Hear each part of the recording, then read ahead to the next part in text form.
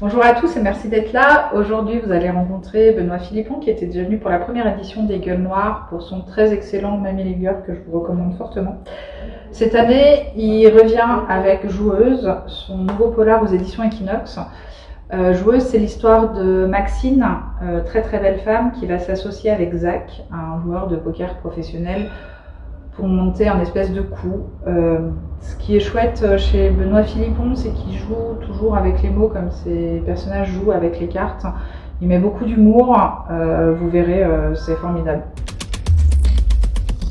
Ça va super, deuxième jour de confinement, donc c'est reparti pour un tour. C'est un peu la fête, c'est la fête pour tout le monde en ce moment. Enfin pour nous, les auteurs, au moins, on est enfermé un peu bosser chez nous, donc finalement ça nous incite à n'être que plus créatifs et prolifiques.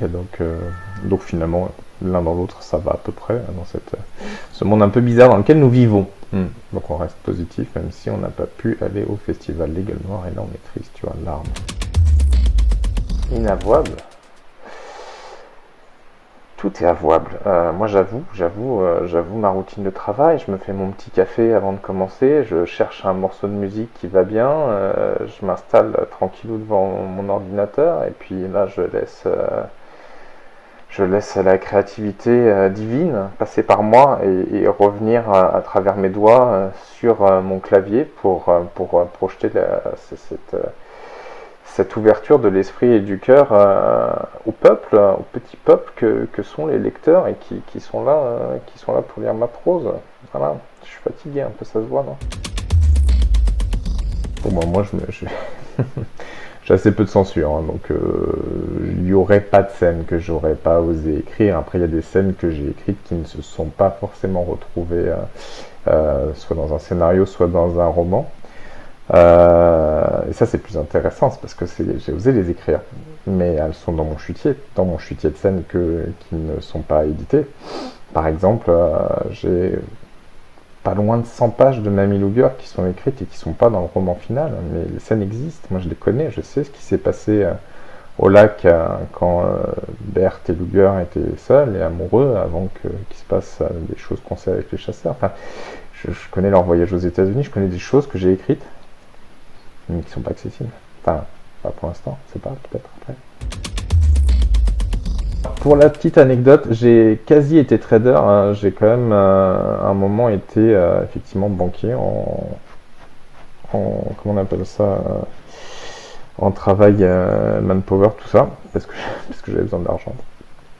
C'était avant que je devienne un artiste qui vive complètement de sa plume, et c'était quand même un cauchemar, hein. Je pense que j'ai failli sauter par la fenêtre 15 fois, je pense que j'étais plus ou moins, je faisais, pas courtier, mais je faisais passer des ordres en bourse, et je pense que j'ai fait perdre de l'argent, beaucoup d'argent, parce que j'ai beaucoup de gens, parce que j'y connais rien, ces trucs-là, et que c'est mieux pour l'humanité que je sois loin de tout ce qui a un lien de pro de loin avec la banque ou l'argent. Ça finirait mal, quoi qu'il arrive. Je deviendrais un méchant à la Batman. Justement, j'ai préféré écrire des meurtres plutôt que de les vivre en continuant à bosser dans des milieux d'ordre administrativo-bancaire qui m'auraient peut-être incité à passer à l'acte. Mais je suis pas très meurtre, moi, en fait. C'est pas parce que j'écris du noir que j'écris des meurtres. Ouais, si, il y en a de temps en temps, mais pas tant que ça, en fait. Pas tant que ça. Dans Cabossé, il y a peut-être 2 morts. Dans Mamie Ligueur, il y a plus de morts, mais c'est pas vraiment des meurtres, c'est un protocole sanitaire pour éradiquer un truc viral qui est pas très cool, qui s'appelle l'homme. Donc j'ai envie de dire qu'on n'est pas de l'ordre du meurtre, on est de l'ordre de on fait du bienfait à la nation, les femmes. Mais l'asile psychiatrique, c'est dans ma tête, les amis. Si vous venez vivre dans ma tête, c'est une maison de fous. Donc, quelque part, le fait de l'exprimer, ça vous permet juste d'avoir une petite entrevue de ce qui se passe dans mon crâne. Et du coup, exprimer les crimes que je peux pas réaliser moi-même, mais déjà les exprimer sur le papier, c'est les faire vivre un petit peu. Puis peut-être inspirer des gens. Moi, je sais pas, hein, je suis pas au Décathlon, je sais pas si c'est pas au Décathlon. Je ne suis pas chez Leroy Merlin, je ne sais pas ce qui se passe au niveau du rayon des pelles, mais pour avoir rencontré pas mal de lectrices pour les Mamie Ligueur, j'ai l'impression que on va retrouver un peu des cadavres dans les caves bientôt. Je plaide coupable sur le rhum brun. hein, plutôt de l'ordre de l'antillais, hein. Je suis finalement assez classique, hein, tu vois, ou un petit damoiseau vieux, un petit plantation vieux, un petit... Les guatémaltèques sont bien aussi, les grands du Guatemala sont très bons. Donc voilà, tout ça pour l'inspiration. Non, mais en vrai, je n'écris pas du tout sous, sous le spectre de l'ébriété, sinon déjà que j'ai une écriture illisible, on s'en sortirait pas. Mais après, oui, surtout en ce moment avec le couvre-feu, c'est moche. Ouais, c'est complètement moi, c'est wild, c'est totalement wild. Je vais plutôt chercher l'inspiration devant un bon film ou un bon bouquin. Donc plutôt chez moi, confort. C'est confort chez moi. Mais putain, ouais, les bars clandestins, ça manque quoi. Un bon speakeasy, putain, en retournant à New York dans les speakeasy. J'ai quand même été un jour à New York dans un speakeasy où ils buvaient encore de l'alcool dans des tasses à café. Souvenez-vous, Sam Lakitra, ils faisaient ça pendant la prohibition. C'était un peu ouf, hein. Un bar super beau. Ils écoutaient du jazz, on dansait du indie hop, c'était un peu bien. C'était avant qu'on soit confinés comme des cons, voilà. C'est le jour du confinement, donc je suis un petit peu... Oh, si, cap, complètement. Tiens, teaser presque spoiler. Il y aura parmi les personnages principaux du prochain, qui s'appelle Petit, qui sort en 2022, toujours chez Equinox, un des personnages principaux s'appelle Cerise. Si vous vous souvenez, Cerise, en fait, c'est une prostituée qui a une perruque mauve, qui a fait un petit séjour en prison avec Berthe et Mousse, un jeune homme qui s'exprime dans une langue assez urbaine.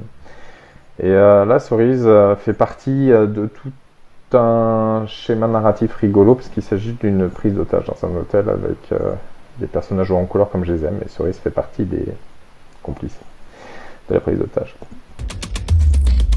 La plupart du temps, je ne connais pas du tout le dénouement. Il y a plusieurs écoles, mais je vais citer un auteur pas très connu, qui n'a pas encore prouvé qu'il savait écrire, mais qui est quand même assez prometteur. Je pense qu'il s'appelle Stephen King.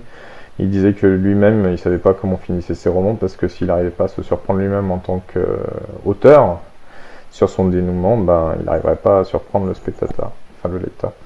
Je trouvais la définition assez intéressante. Moi, c'est de façon plus...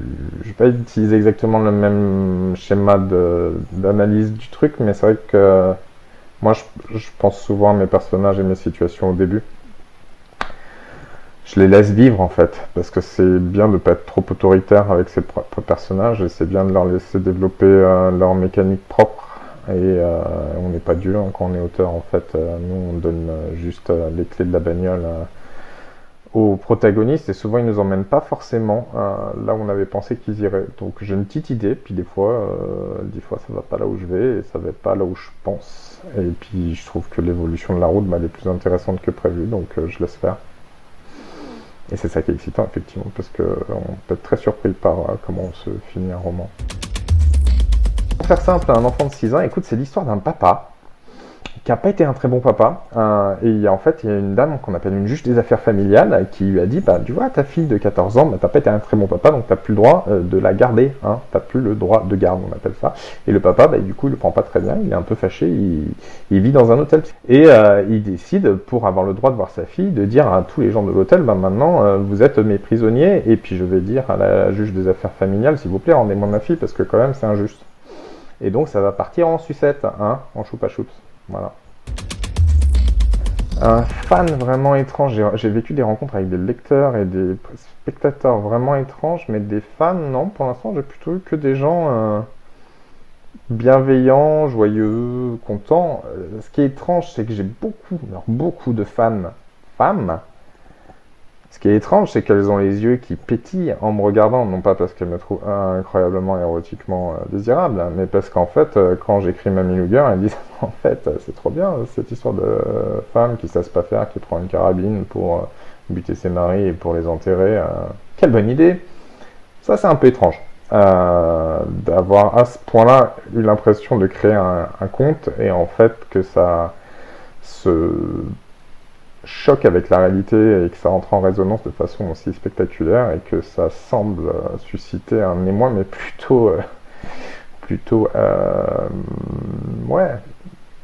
intéressant chez les femmes, quoi. On n'est pas du tout de l'ordre de la question morale et éthique de le bien et le mal, c'est plutôt de dire ouais, c'est cool en fait. Mais arrêtez, j'arrête, mais je tue personne, moi. Enfin, pas souvent, mais si on peut, enfin si vous voulez que je tue quelqu'un à la librairie de Paris, avec plaisir, mais il faudra le faire avec des gestes barrières. Hein. Donc moi je veux bien étrangler les gens, mais d'abord un gel hydroalcoolique. Donc on fait attention. Sur le dernier souffle, on utilise un masque, on ne le crache pas dans la gueule de l'auteur, parce que sinon il y a des risques de contagion. On nettoie bien la scène après, pour que les autres qui viennent acheter des livres, ils ne soient pas infectés par la personne qui s'est fait égorger sur le lino de la librairie. Enfin, tout ce genre de choses qu'on appelle le civisme, qui fait qu'on peut continuer à lire tranquillement, tout en butant des libraires. Pourquoi j'aurais envie de buter un libraire, mais enfin, Nord, tu dis n'importe quoi. Merci beaucoup Benoît. Pour la prochaine diffusion, vous rencontrerez Jackie Schwartzman.